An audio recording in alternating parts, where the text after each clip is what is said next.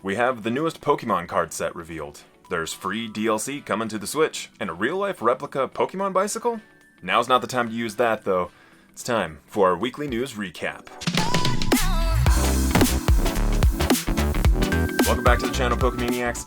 This week, we've got a lot of cool, unique things to cover, so this one's an exciting one. But if this is the first time you're joining me, I am Pokemaniac Stephen, and here we love Pokemon. So we do everything from Pokemon unboxings, Pokemon card openings, and Pokemon news recaps, just like today. So if you love all things Pokemon, make sure you're subscribed. Catch all of the videos. And kicking us off with some rumors. We've got some new rumors that Netflix is working on a real-life Pokemon show. Variety magazine actually posted an article stating that Joe Henderson will be writing and executive producing the show. Netflix so far has a history of making real-life versions of popular anime and video games, but they really didn't share many other details other than that. Didn't have any details on the plot, release dates, really only just Joe Henderson. We do have speculation though that it should be very similar to the Detective Pikachu movie, which did very well in theaters. And honestly, I'm a fan, so if this actually comes to fruition, but definitely gonna be checking it out. Moving on over to cards. We got the first look at the newest card set coming out in Japan. The set is titled Fusion Arts, and it's coming out on September 24th. Again, this one is the Japanese set, so it will have over 100 cards available. It will still feature the Battle Styles gimmick, but it will now introduce the Fusion style, hence the name. Mew is hands down my favorite mythical Pokemon, and I love that we're getting some pack art, we're getting VMAX, we're getting just tons of good art all around Mew. I try to stay away from spoilery type of stuff, so be sure to look those up if you want to see what else is in the set. Once things are more officially announced, especially the American set, I'll be diving more into that and showing off some of the art. We're moving quick today, getting into video games. Over on Pokemon Unite this past week, we got Gardevoir. The game's only been out for a couple weeks, and we're already getting new characters, so love to see it. Gardevoir, actually a really good unit, very strong, it's a ranged attacker, and honestly deals quite a bit of damage.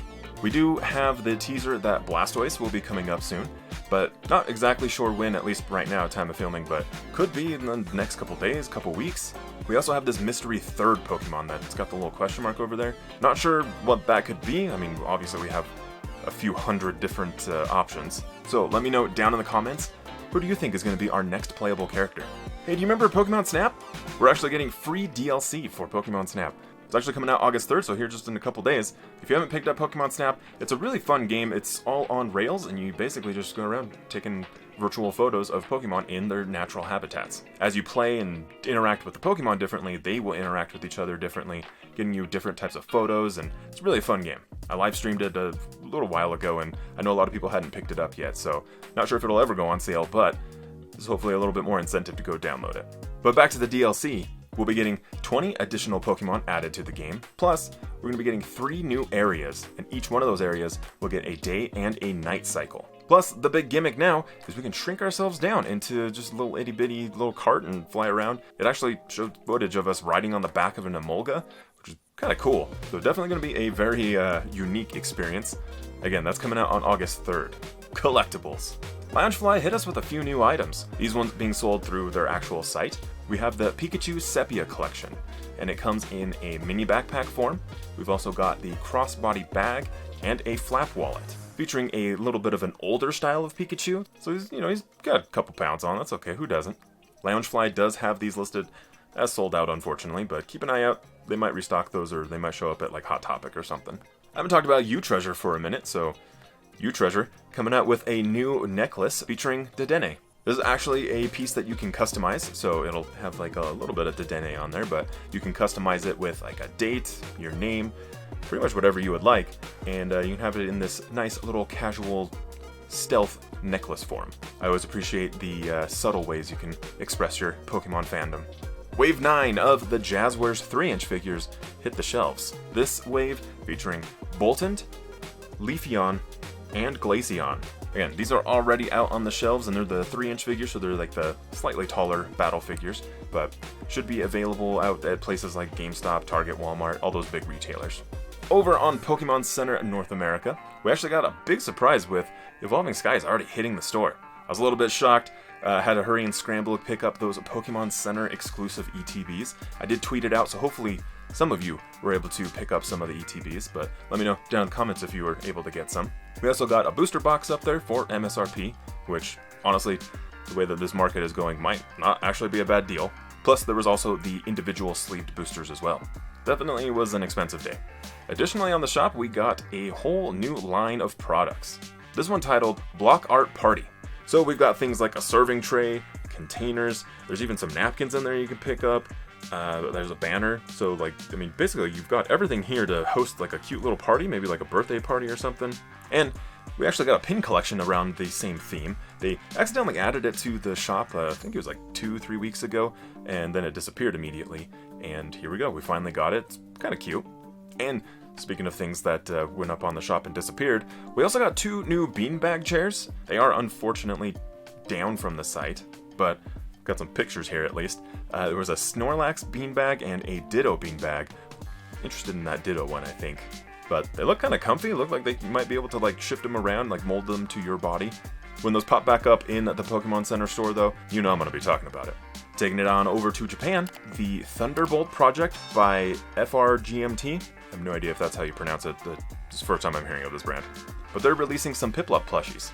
Each one is going to cost you $160 though, so a little bit steep, but they are a limited release collaboration, so there is the potential that these could actually be pretty big. Again, these are in Japan. As a person who wears black clothes like all the time, I do actually kind of like that black Piplup, but let me know your thoughts on these two. Like, do you think $160 is worth it? Will that turn into something? Let me know your thoughts down in the comments. And speaking of Piplup, there's this giant Piplup coming out to the Pokemon Center Japan. Not sure if that's going to come over to America. Usually those giant ones don't come to America. The life-size ones do. But importers like Mecha Japan will be stocking these, so Piplup fans, get after it. To celebrate hitting 1 million followers on Twitter, the Pokemon Company is starting a little bit of a raffle. The prize? They're giving away a replica bike from the original game, so red, green, and blue. This thing is beautiful. Again, it is a life-size replica. It's not functional though, unfortunately, but I mean, I would never ride this thing. Who would ride this thing? Like, you gotta keep this thing pristine. Love all of the little details on there, like the Pikachu heads, the Pokeballs, and there's different Pokeballs like in the tires. That just looks so good, just a really good attention to detail. And it just really makes me smile, like seeing this thing in real life. It can only be shipped domestically in Japan though, so I think most of the people who watch this channel, we're kind of out of luck. But if you somehow have a residence over in Japan, or maybe you've got some family that is over there, you should be able to enter. So I'll leave the tweet down in the description, so you can just click over to that, follow the instructions. You basically just got to tweet out a hashtag, and good luck. Also in Japan, they're getting a new merch line all around the art from Pikachu Okawa. So with this line, we've got all sorts of merchandise, stuff like these keychain plushies. There's also some pens in there. Very interesting look to the Pokemon overall. Like, again, it's all based on his art style, but kind of a fun line. Definitely the eyes are like the big thing, but also kind of weird that Greedent really just looks like a normal Greedent, so sorry, dude. But that is your news recap for August 2nd. Let me know your favorite news articles from the past week down in the comments. Make sure to check out the links in the description. Subscribe for more content. Thank you guys so much for spending a few minutes today with me. Take care of each other out there, and I'm going to see you very soon on the next one.